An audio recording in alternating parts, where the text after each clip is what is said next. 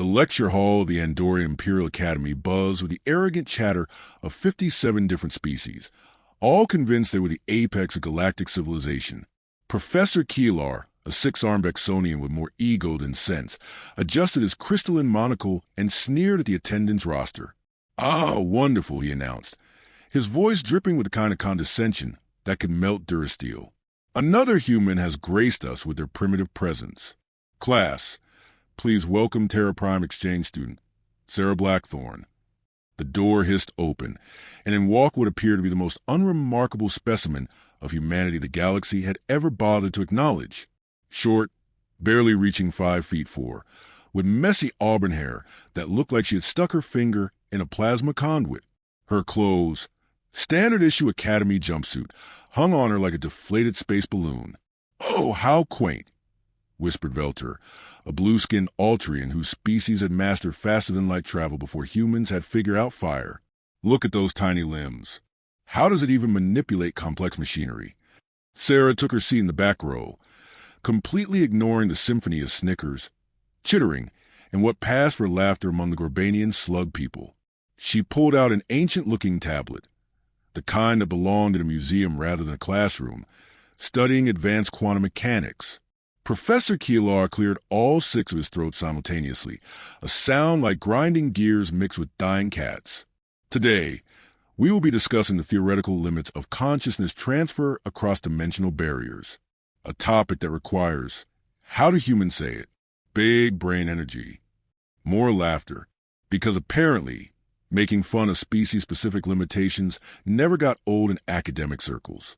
"Now then," Keelar continued, his four eyes gleaming with malicious glee, "who can tell me the minimum neural complexity required for stable dimensional consciousness bridging?"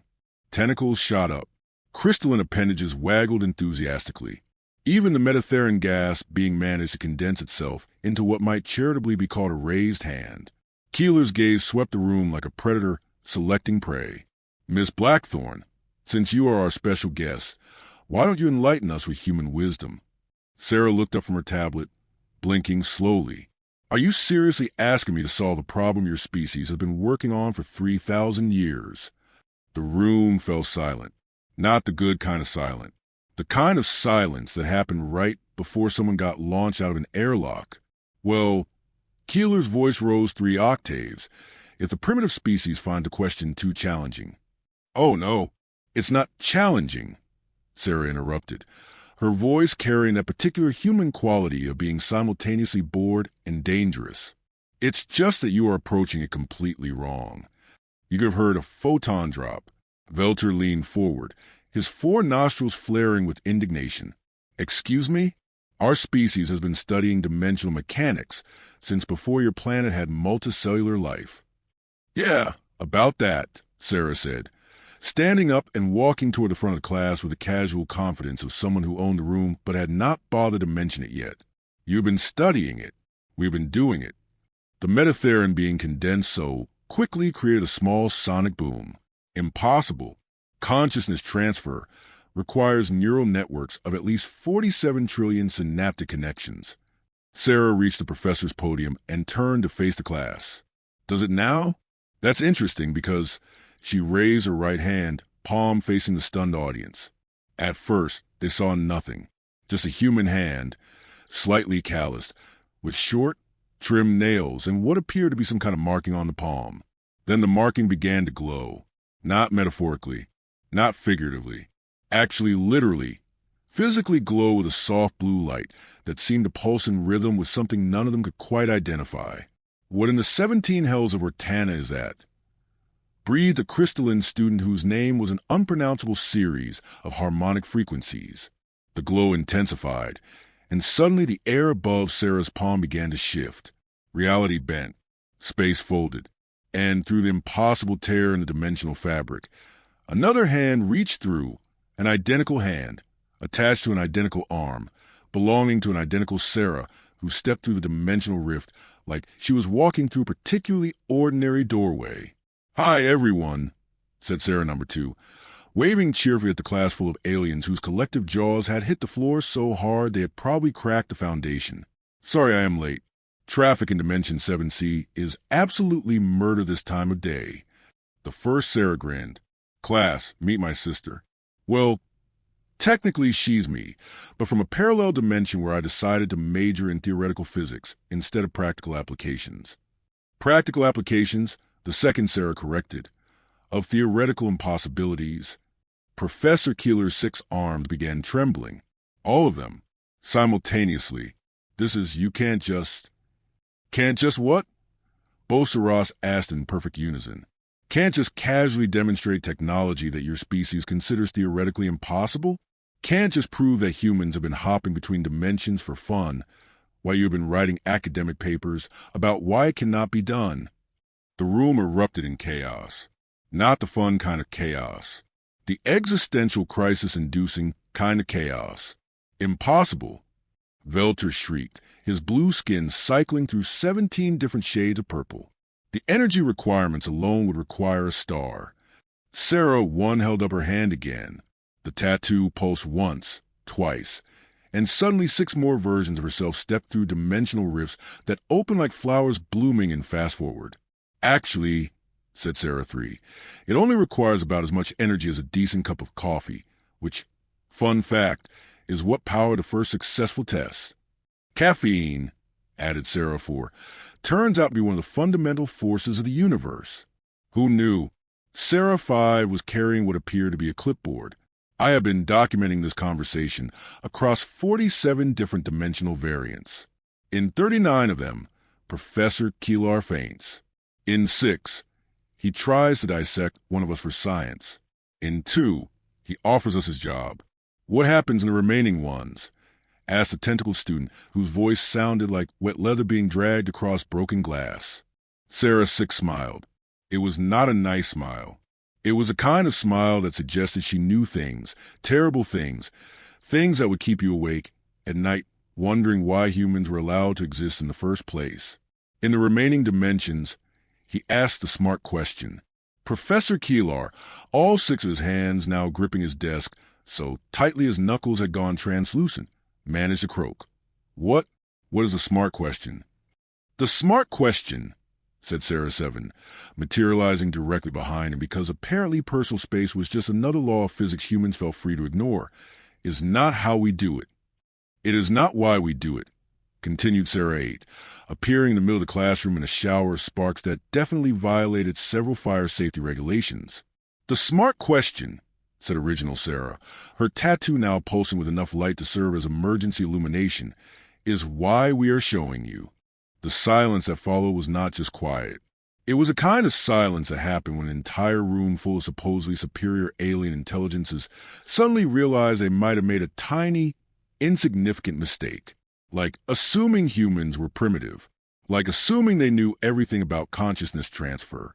Like assuming the small, unremarkable human in the back row was just another exchange student instead of living proof that their entire understanding of reality needed some serious updates. Velter was the first to find his voice, though it came out as more of a squeak than the dignified baritone he was known for. Why? Why are you showing us? All 8 Saras turned to look at him, and their synchronized movement was somehow more unsettling than any of the impossible physics they had just demonstrated. Because, they said in perfect unison, your graduation exam is in 3 days. And... prompted the Gorbanian slug person, whose species communicated primarily through releasing chemical pheromones that currently smelled like existential dread mixed with burning electronics. And, said Sara 1 as the other 7 versions of herself began stepping back through their respective dimensional rifts, the final exam question is going to be, demonstrate practical consciousness transfer across dimensional barriers. The last thing the class saw before the rifts closed was 8 identical smiles that seemed to suggest the universe had a sense of humor after all. Unfortunately, the punchline was going to be their final grades. ## part 2.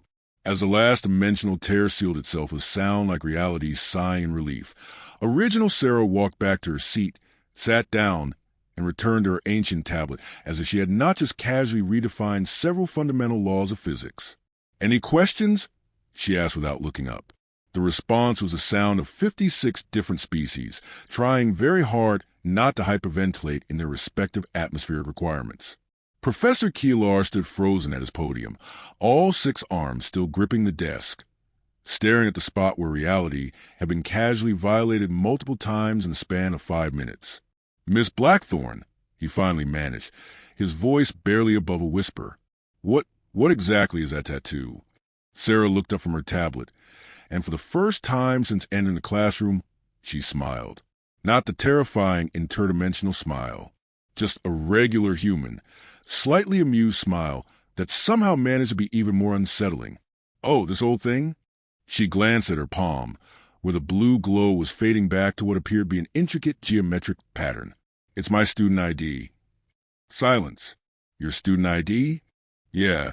Every human gets one when they are accepted into the Galactic exchange program. Standard procedure.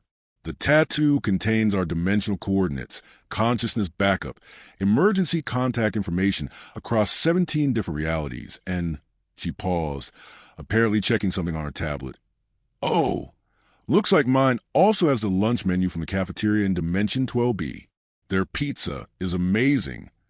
A sound escaped from the collective student body that could best be described as the noise 46 different vocal cords make when their owners realize they've been playing checkers while their opponent has been playing 4-dimensional chess with pieces that do not technically exist.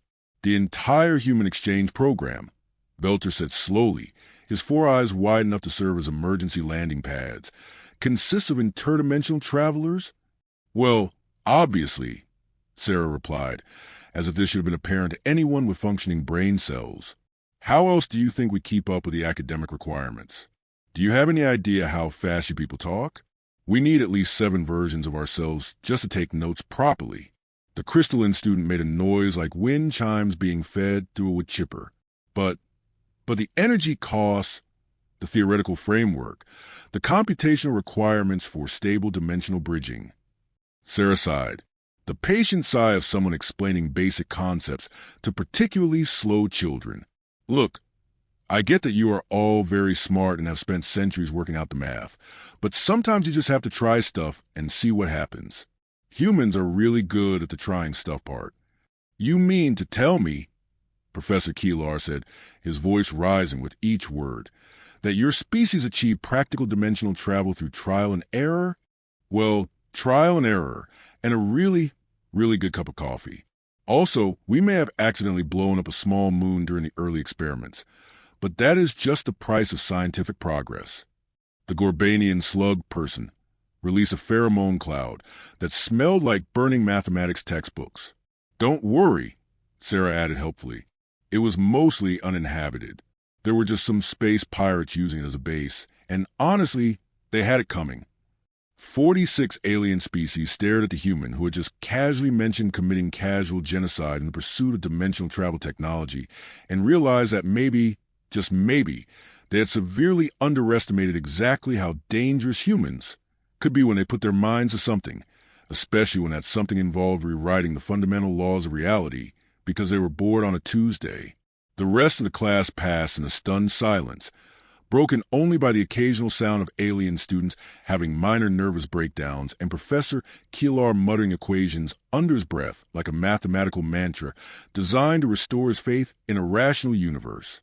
As the session ended and students began filing out, Sara packed up her ancient tablet and headed for the door. "Miss Blackthorne," Professor Keelar called after her, his voice cracking slightly. "The final exam. You were serious about the consciousness transfer demonstration." Sara paused at the doorway and turned back with that same terrifying human smile. "Professor, I am always serious about my grades. See you in 3 days." She left, and the remaining students could have sworn they heard her humming what sounded suspiciously like funeral music as her footsteps echoed down the corridor. Professor Keelar looked around his empty classroom at the scorch marks on the floor where reality had been casually violated and came to a profound realization. He was definitely going to need a stronger drink, possibly from another dimension. 3 days later, the examination hall looked like a war zone, preparing for battle. 46 alien species had spent 72 hours in various states of panic, desperately trying to crack the secrets of consciousness transfer that they now realize humans have been casually using like a subway system.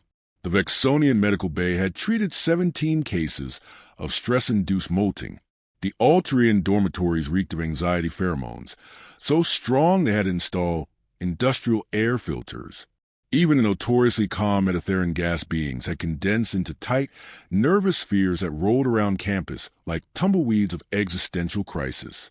Professor Keelar stood at the examination podium, looking like he had spent the past 3 days wrestling with equations that actively fought back. His 6 arms trembled as he held the test parameters, and his 4 eyes were bloodshot from too much research and not enough sleep. "Ladies, gentlemen, and assorted non-binary entities," he announced, his voice carrying all the enthusiasm of a funeral director reading out particularly grim obituaries. "Welcome to your final examination in advanced dimensional mechanics." Velter raised one of his 4 hands, which was shaking so badly it looked like he was trying to flag down a particularly elusive taxi. "Professor, surely you cannot be serious about requiring us to demonstrate practical consciousness transfer? The theoretical framework alone would require—" "Oh, spare me the theoretical framework lecture," interrupted a familiar voice from the back of the hall. Sara Blackthorne strolled in, looking remarkably refreshed for someone who had spent the weekend presumably bending reality to her will. "You people really need to learn the difference between overthinking and actually thinking." She was carrying what appeared to be a coffee cup, a perfectly ordinary, completely unremarkable coffee cup that somehow managed to radiate an aura of barely contained cosmic horror. "Miss Blackthorne," Professor Keelar said, all 6 of his hands now gripping his podium like it was the last solid thing in a universe gone mad, "you seem remarkably calm for someone about to take an examination in consciousness transfer." Sara took a sip of her coffee and shrugged.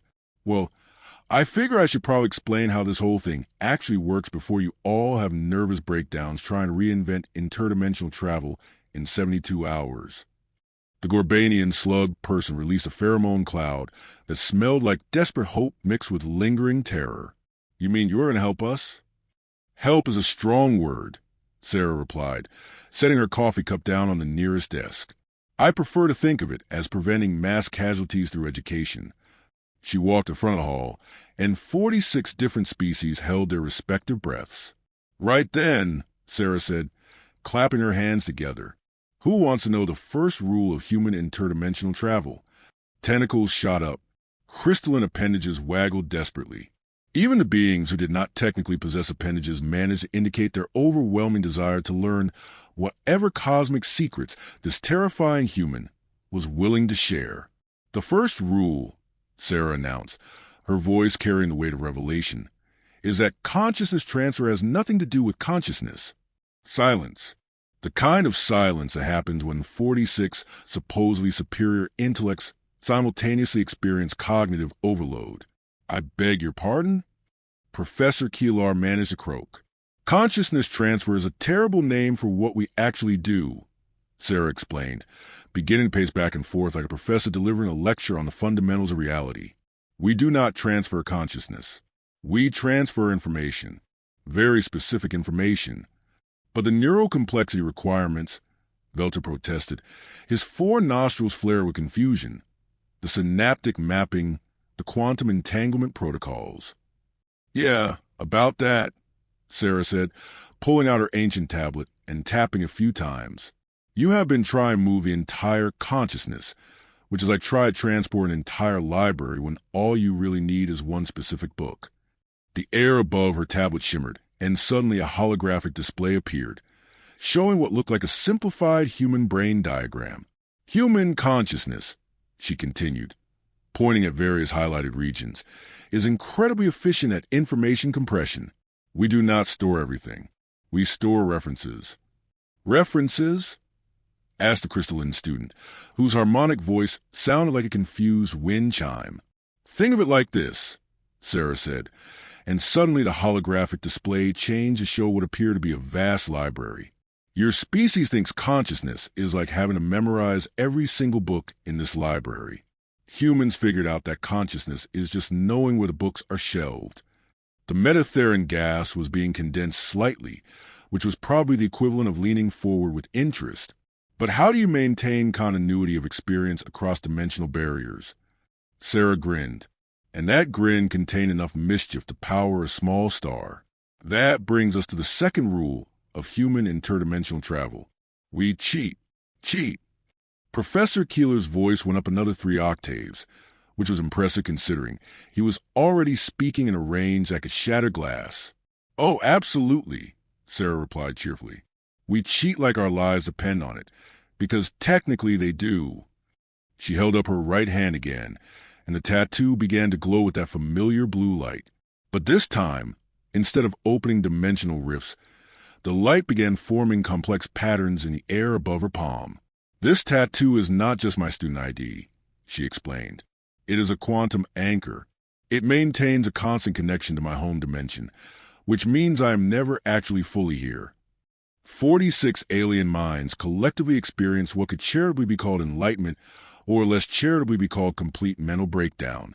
You mean? Velter said slowly, his voice filled with the kind of awe usually reserved for witnessing cosmic phenomena. You are not actually present in this dimension?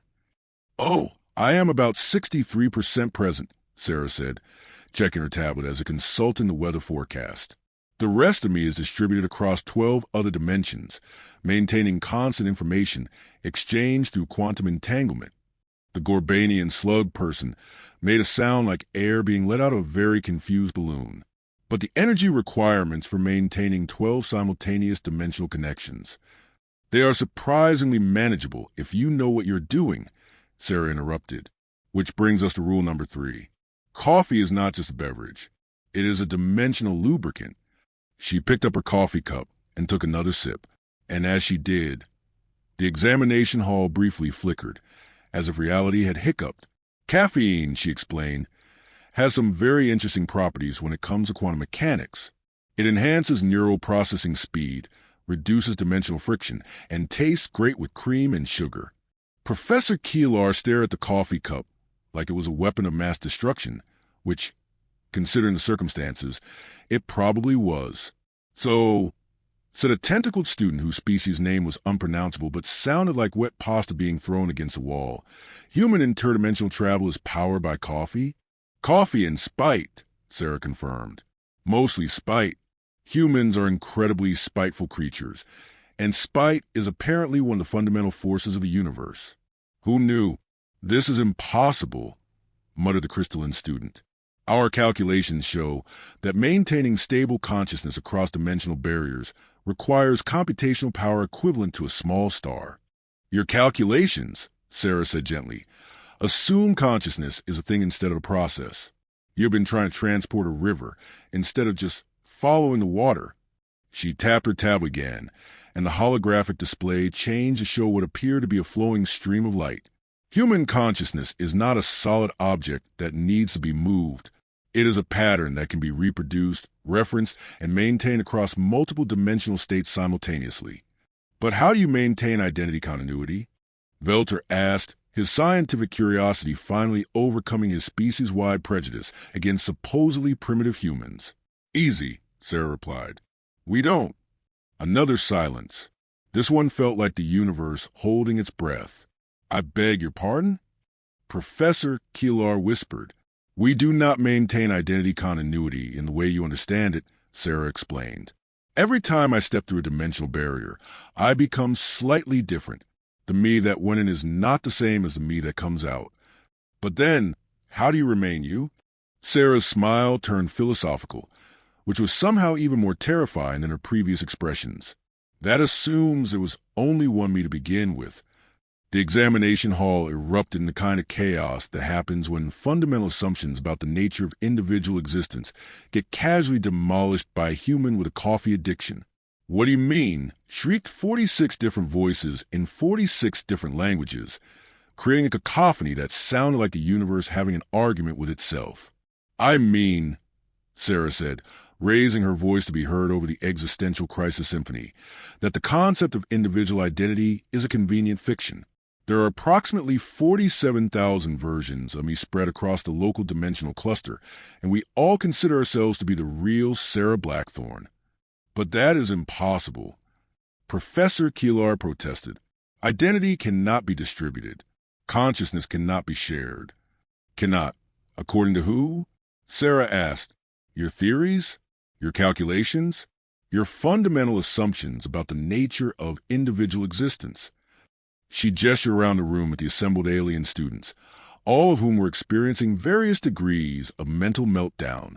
Every single one of you is so concerned with maintaining the precious individual identity that you have never considered the possibility that identity itself might be the problem. What do you mean? Asked the Metatheran gas being, who had condensed into what appeared to be a very worried cloud. I mean that the reason humans can do consciousness transfer so easily is that we figured out that consciousness is not individual. It never was. That is just a story we tell ourselves to feel special. Sara walked over to her coffee cup and took another sip. As she did, the examination hall briefly shimmered, and for just a moment, the assembled students caught glimpses of other versions of the room, other versions of themselves, other versions of reality where this conversation was happening slightly differently. The truth is, Sara continued, consciousness is a shared phenomenon, a collective process that spans multiple dimensions, multiple realities, multiple versions of existence. Individual identity is just a small part of that process that any given brain can handle at one time. So, when you transfer consciousness, Velter said slowly, his four eyes wide with understanding, you are not moving an individual mind. We are adjusting the focus of a multidimensional awareness, Sara confirmed, like tuning a radio to pick up a different station. Professor Keelar sat down heavily in the nearest chair, all six of his arms hanging limply at his sides. The implications of this, everything we thought we knew about consciousness, about identity, about the nature of individual existence, is complete nonsense, Sara finished cheerfully. But do not feel bad about it.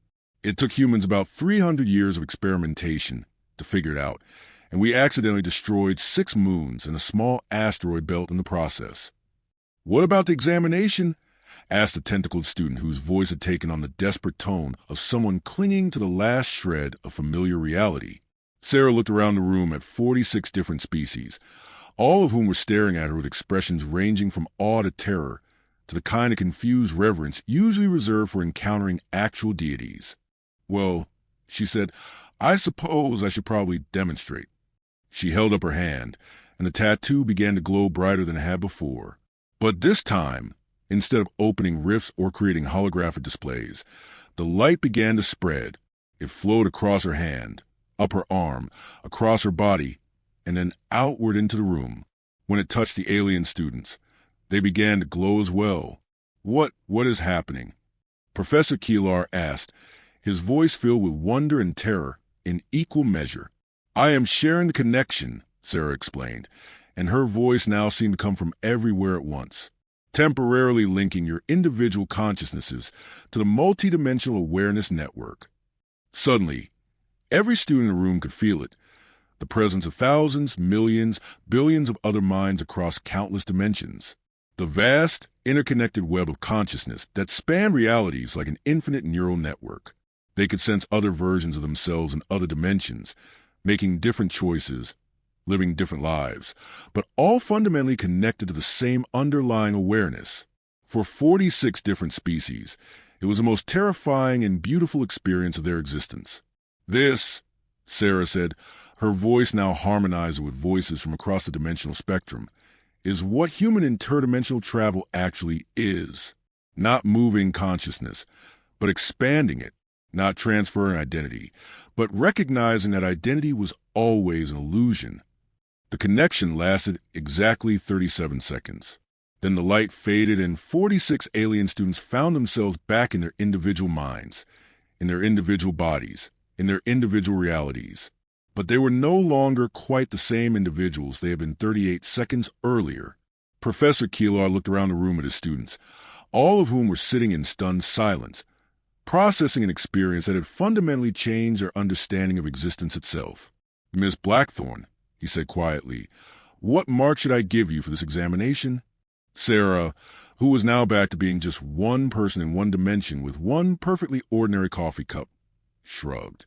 I will leave that up to you, Professor. But I should probably mention that every human exchange student in the Galactic Academy system just shared that same demonstration simultaneously across 47 different dimensions.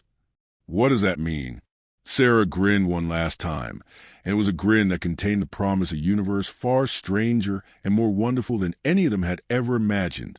It means your final grades are going to be very interesting to calculate. She picked up her tablet, finished her coffee, and walked toward the exit. Oh, and Professor? Yes.